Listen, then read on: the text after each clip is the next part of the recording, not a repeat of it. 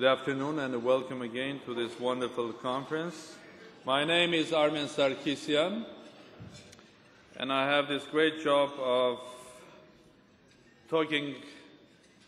saying a couple of words about Scott Charney, who is our main speaker at this lunchtime.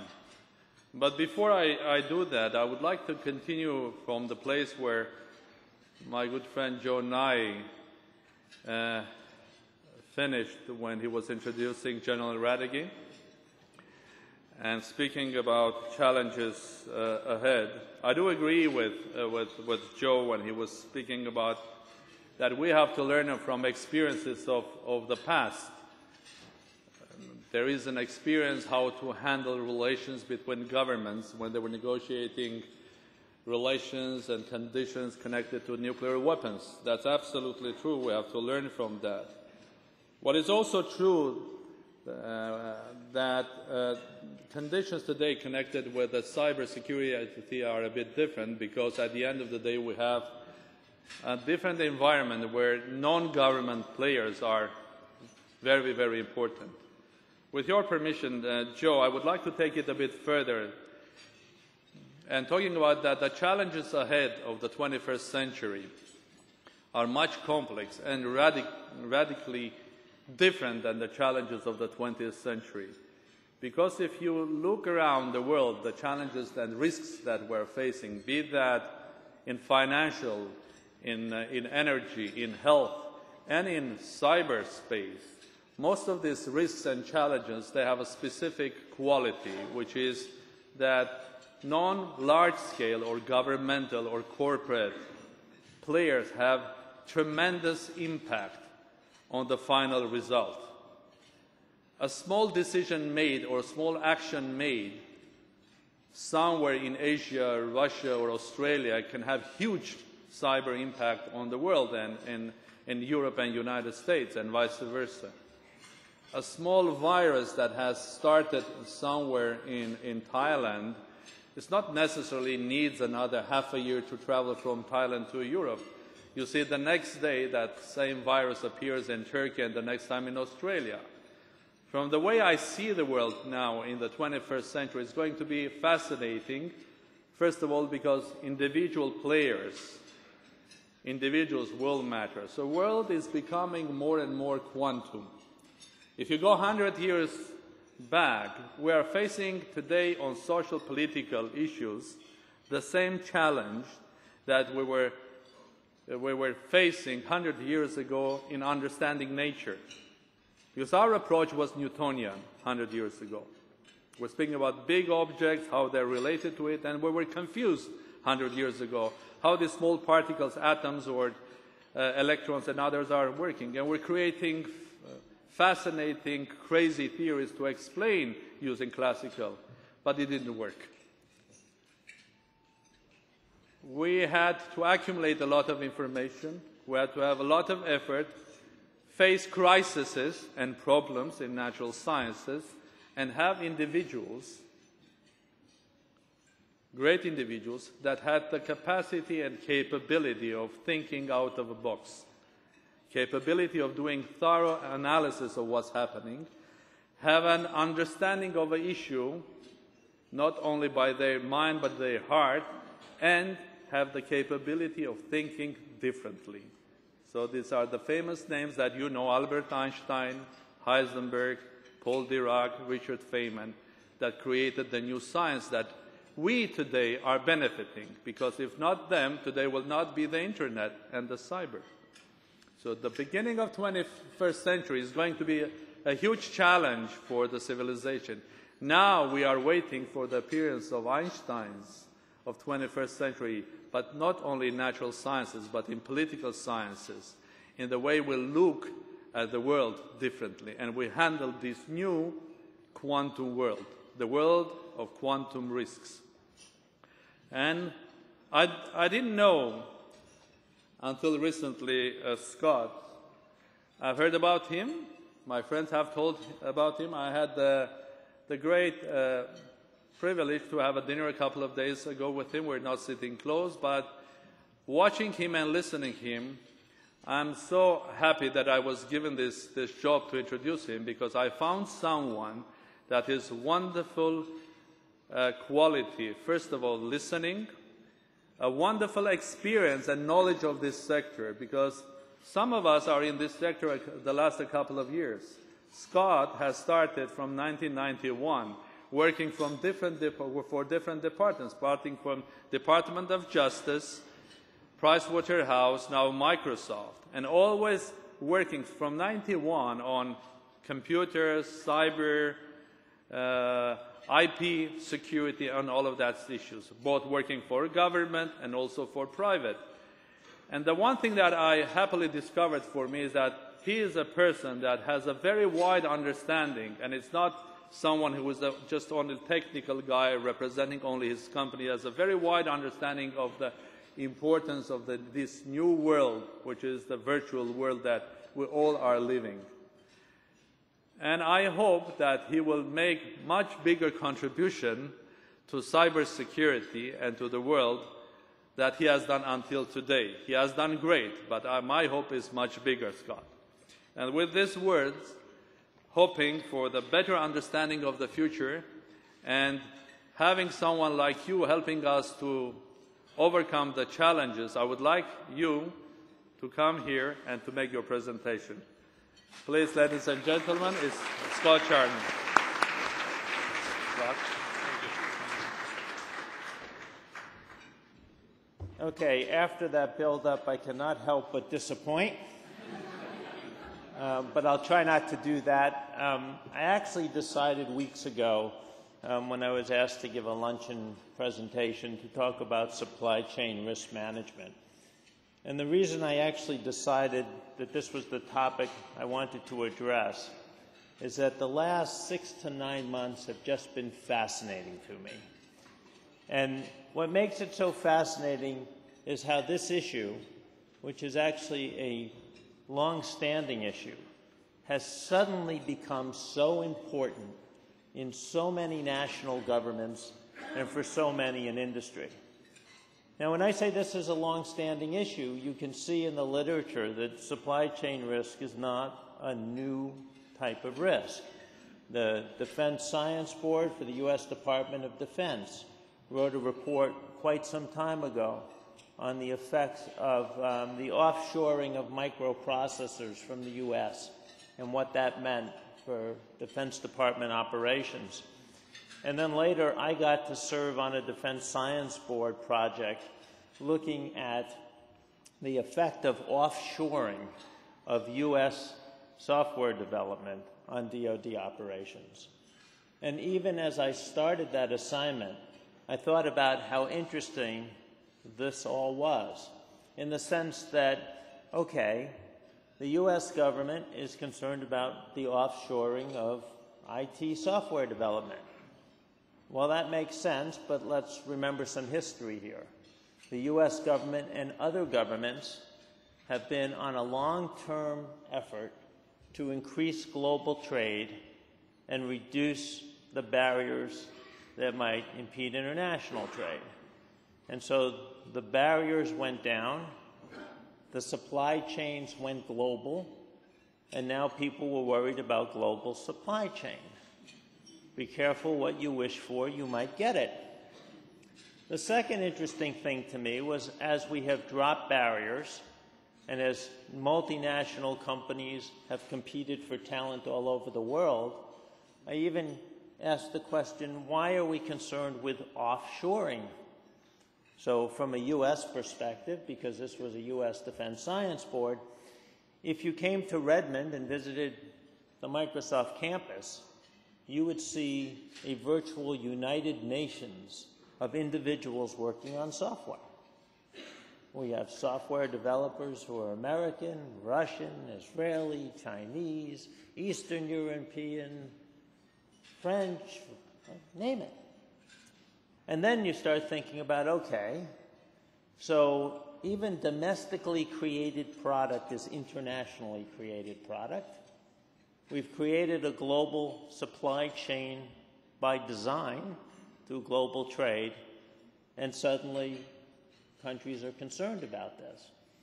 And although my service on the Defense Science Board was about 2 or 3 years ago, in the last year in particular, if you look at activities around the world, you see an increased emphasis on supply chain security. So I started thinking about why the cosmic shift now? And I thought about my presentation that I made in Dallas at EWI.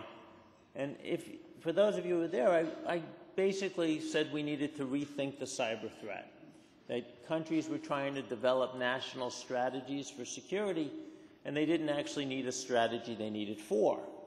And the reason they needed 4 is that the threats really came in different buckets. And depending on the bucket, we kind of either knew what the strategy was but was having trouble implementing, or we were struggling to figure out the strategy.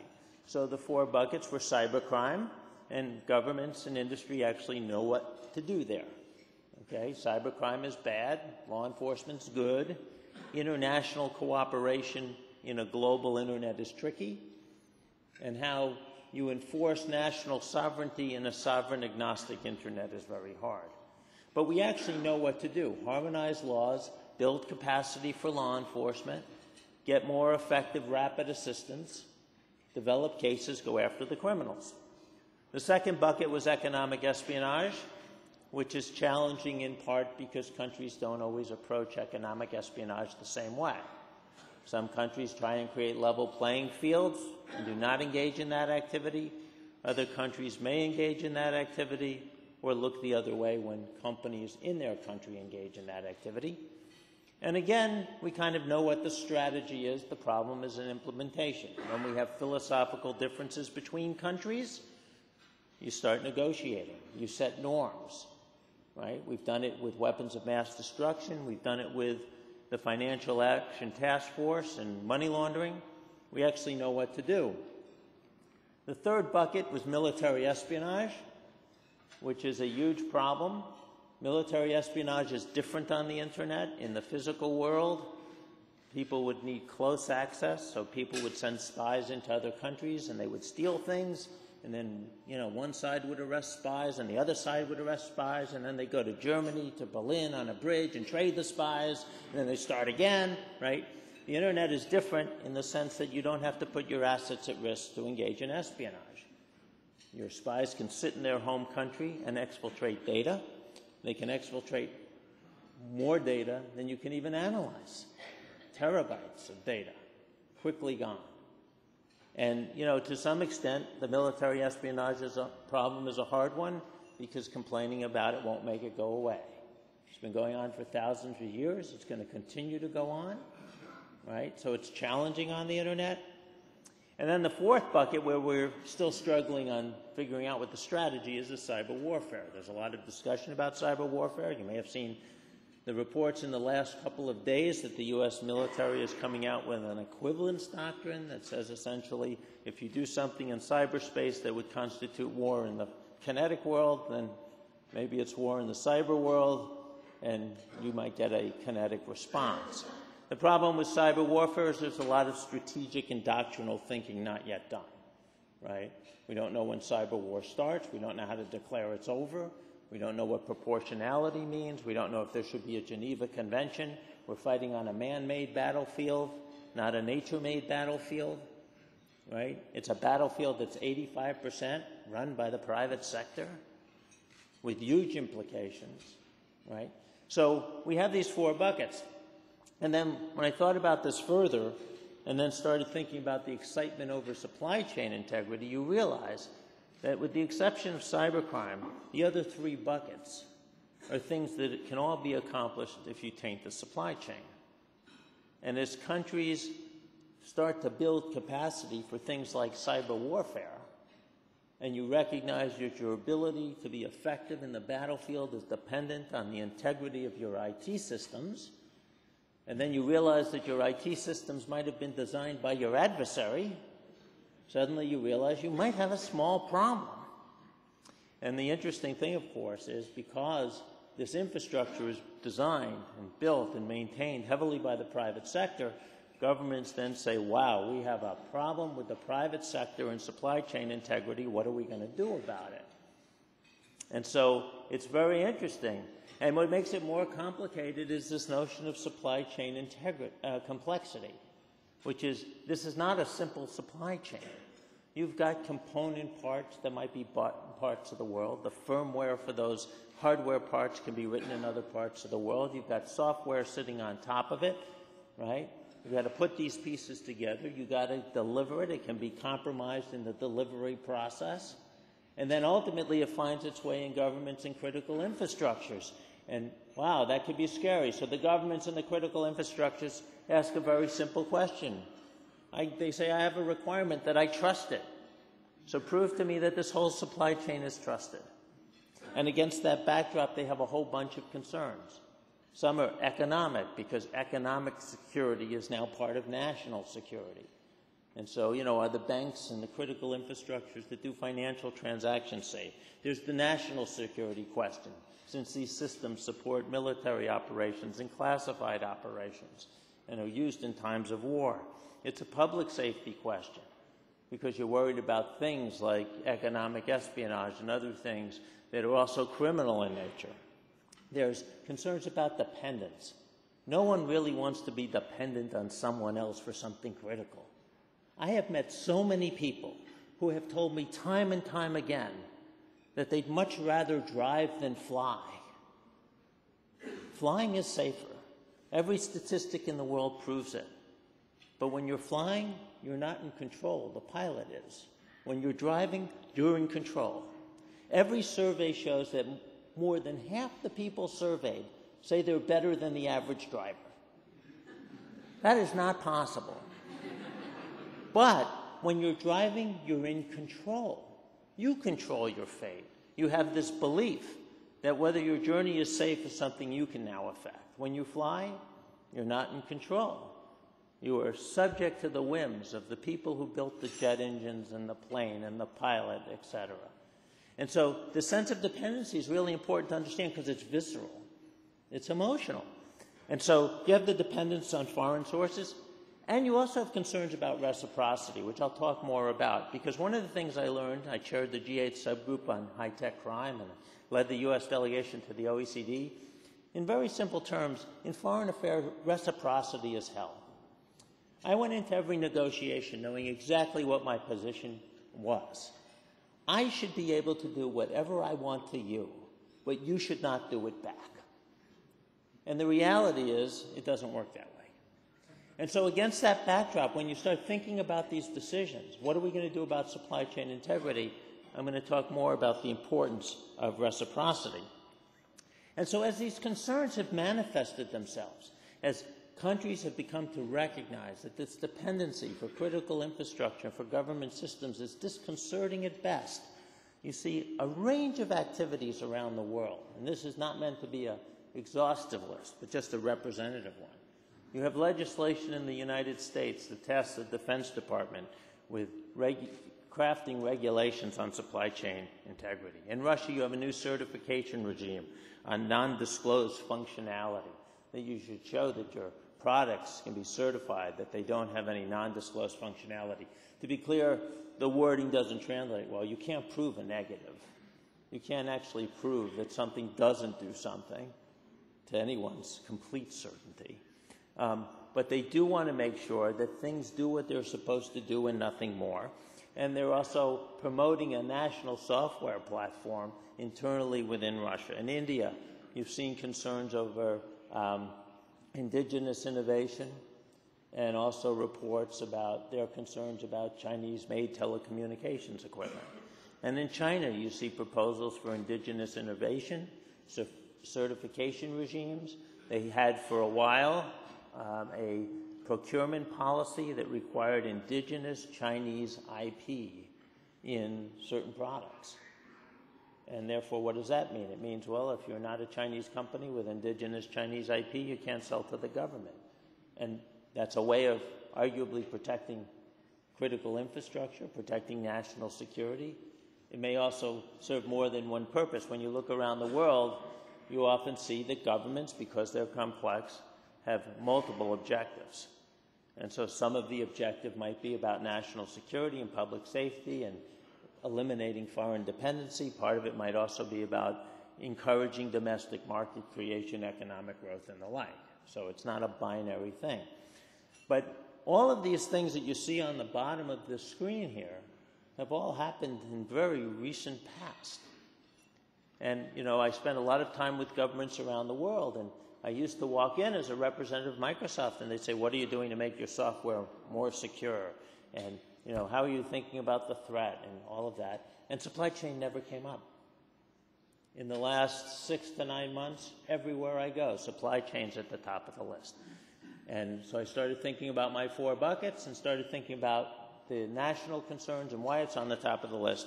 And that's why I started thinking about presenting supply chain issues here at the East-West Institute. So what are we actually going to do about it? One of the problems is, before we try to fix the problem, we need to be principled about what the problem is, what we can reasonably expect to accomplish, and how to accomplish it. And it occurred to me, not unlike rethinking cyber threats, there are really 4 different supply chain problems. And if you understand what the problem is that you're trying to address, that helps you frame the solution. So the first thing I see as a problem is the notion of distrusted country. A country says we don't want any products from the other country. Why? That country is adversarial to us, period, hard stop. We don't trust the country. Well, that's a visceral reaction. As I said, it goes to this notion of dependence, but it also has very interesting implications in a couple of respects. First of all, I go back to my fundamental promise that when you engage in foreign affairs, you will find reciprocity as hell. So if countries take the view that we will ban all products from another country because of the country of origin, you can expect reciprocity. And after that reciprocity occurs, you have completely balkanized the internet. And now every country that's engaged in concerns about supply chain has to create indigenous innovation and all products domestically, leaving aside the impact on trade, the impact on cost, and the impact on innovation. If you basically say we're not going to leverage the global innovation chain, the reality is most countries have no capability to build all the pieces internally. There aren't that many countries that, you know, fabricate chips and make all the software necessary to run an IT infrastructure. And by the way, it's probably worth noting, as John said earlier today when we were chatting, that if you build it all domestically, if you think, therefore, there's no risk, you're out of your mind, right? Because risk can also happen domestically as well. So the distrusted country is a visceral reaction, but the question is, how does it work in practice? The second thing I've heard is that certain companies are distrusted. Sometimes that relates to country of origin. This company is from that country, therefore we don't trust the company. I list it separately because there are other times that companies are not trusted. Okay, as we've seen organized crime groups on the internet, you could create a company that's distributing software and it's a front for organized crime. So in that case, you have a different problem. The third issue, which on its surface sounds easier to handle, but in practice is really hard, is tainted product. This is when a government has specific, credible information that a product is tainted. So you'd say, well, that's easy. If the product's tainted, just don't buy it and don't use it. Well, that might be true, but normally these products aren't just used in one environment. They're used in the global environment. So if a country has credible information that a particular product is tainted and is used throughout the financial ecosystem, what do? Do you go public and tell everyone that you know the product is tainted? And what if you got that information from sources and methods you don't want to expose? Or do you quietly go to the banks and ask them to remove that product from their IT ecosystems? And when the vendor goes to the banks to renew their licenses and extend their support contracts, one by one, the vendor is told, nope, nope, nope. How long does it take before the vendor recognizes something's going on? And what happens, of course, if the information is inaccurate? What does a vendor get to do, if anything, to try and clear their name? So while one could readily say we shouldn't run tainted products, and no one would disagree, how you actually handle the dissemination of that information and take action about it is actually pretty difficult. And the fourth area, which is really the most interesting from the concept of the public-private partnership, is when you have a situation where the company or the product is not distrusted because of one of the other buckets. There's simply concern about the supply chain integrity because the processes and safeguards used to protect the supply chain are unknown. So, for example, someone could come to me and say, you work for Microsoft, we're worried about the supply chain of Windows. And if my answer to you was, actually, we have this really big code base, people can access it from anywhere in the world and put in whatever they want, and we have no idea what's in it, you would say, well, you've just justified my concerns.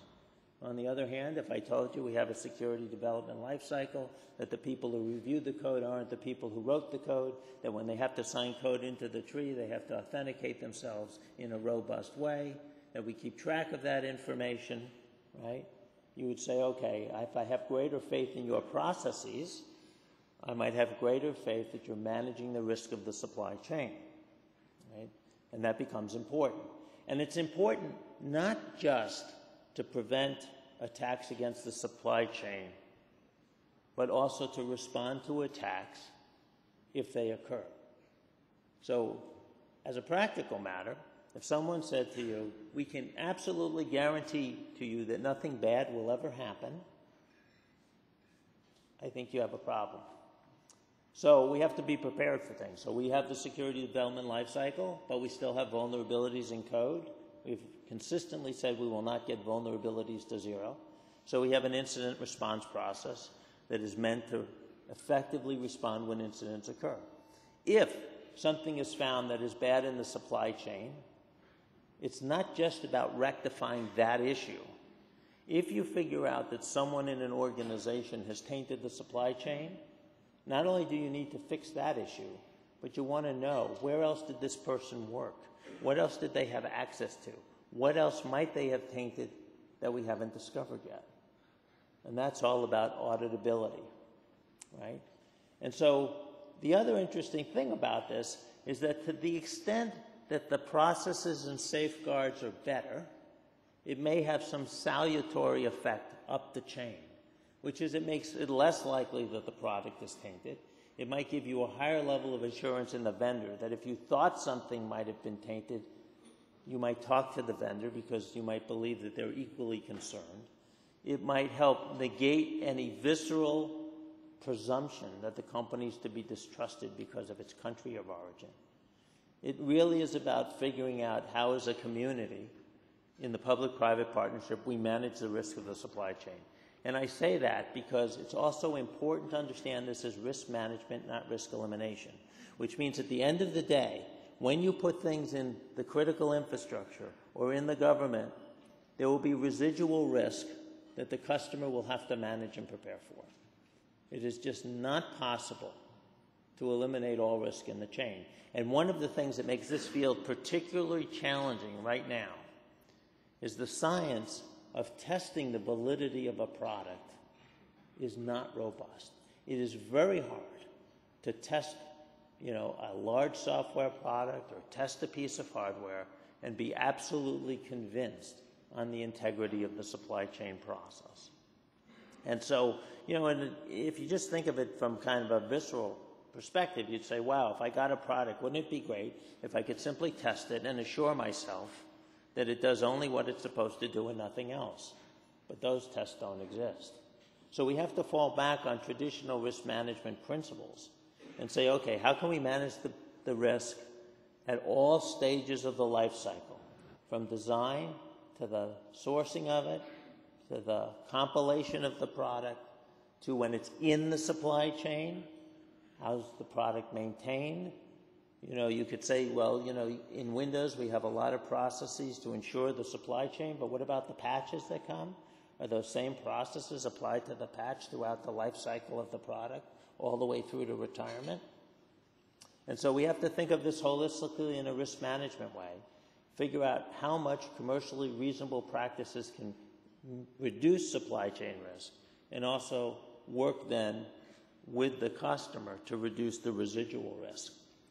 So what comes out of that? Well, what comes out of that is a set of principles and a path forward on a very hard topic. The first thing is governments really need to develop a risk-based approach. This visceral reaction of it comes from a country that has some competing or adversarial interest is enough to ban the product for a host of reasons isn't going to work.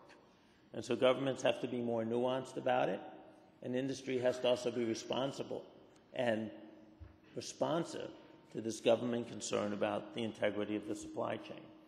And the other important reason for the government to take a risk-based approach is we really jointly have to understand what is the true threat to the supply chain.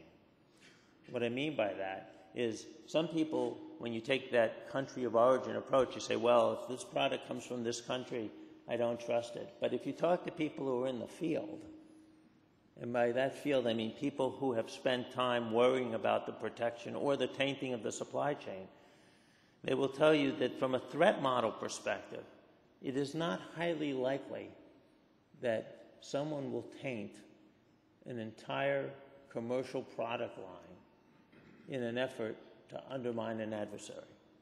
And the reason for that is if you taint something broadly, it is more likely to be discovered, and there's also no guarantee that it will be where it needs to be at the time you want to exploit it. And so by contrast, usually when you taint supply chains, you do so in a much more deliberative and specific manner. The governments also have information about supply chain threat that would help inform industry's response as it crafts better risk management procedures internally. And so this flow of information about what the threat really is and what are you most concerned about is really important. The second thing is for us to start thinking about how we create global standards on supply chain management.